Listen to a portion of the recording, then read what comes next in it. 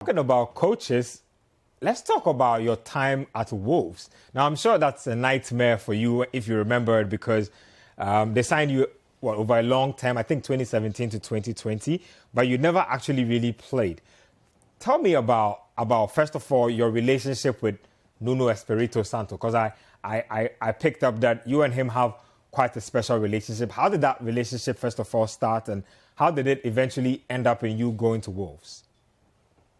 Well, it started good, actually. I had a good feeling. So I had the offer from Wolves after the season 2006 and 2017. So I went there for the medical and it was all good. I met the coach the first time when we had the training start. Unfortunately, I injured myself at the second week of preseason. The coach just told me just to keep working the rehab, just stay focused on all this. Mm-hmm. I've been out for like 7 months. Was that an ACL injury too? Pardon? Was that an ACL injury too? No, that was no ACL injury. I twisted my foot and I needed to have a surgery, and they removed the tendon, the peroneus tendon that's near the ankle area. So that was actually a big surgery. That's actually bigger than ACL, to be honest. Wow. Yeah. And they have never really seen it before, so it was a bit complicated as well. And by that time, I had also a lot of setbacks because something was good, sometimes it didn't really heal. But yeah, I made it back to the pitch. So I played with the 21s. Then after 7 or 8 months, I played 3 or 4 games, and I thought I was ready for playing with the first team again. But then the coach told me that he's not planning with me anymore. Obviously, the first team was doing great. I think they played a fantastic season. I think we promoted with 98 points or something.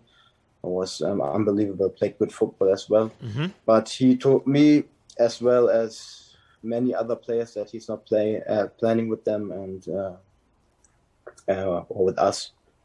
And so the club was looking for another club for me to send me on loan. And that is actually the end of the story, to be honest. Football on this level is very, very cold, you know. If you don't perform well, or if you're injured or something, they're not really interested in give you the chance. They just put you to the side, you know. I mean, my name wasn't that big, or I didn't had so many games on the top level that he was thinking maybe, okay, this guy already showed what he's capable of. It was more like I came with the team. He brought in a lot of Portuguese players. They all performed, but I couldn't. So I was out, and that's it.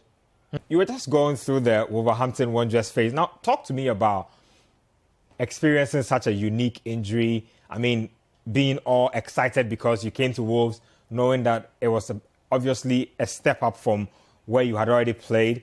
It didn't happen the way you expected it to. How do you make sense of all of that as a footballer, trying to keep your head sane, trying to go through your recovery? How did you get through all of that? Well, first it was quite tough for me because it was always a dream for me to play in England. As I told you before, I supported Arsenal back in the days, and I followed the English football.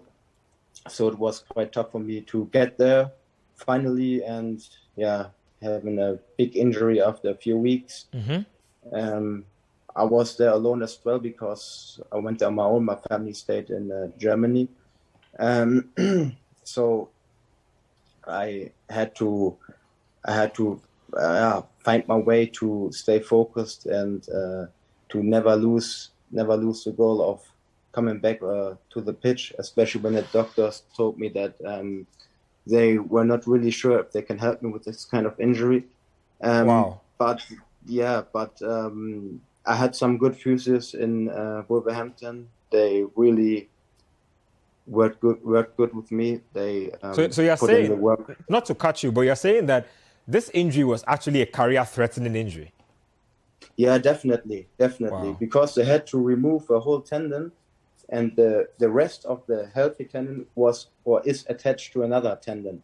So that's why I'm feeling always quite stiff in my foot. It felt, especially the first year after I was back on the fit, a bit weird. It feels a bit weird because of the stiffness, especially in the morning. But now, I mean, the surgery was September 2017. Now it's almost 5 years. Now I don't really feel it.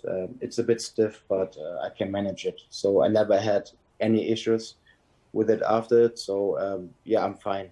I'm fine. Brilliant.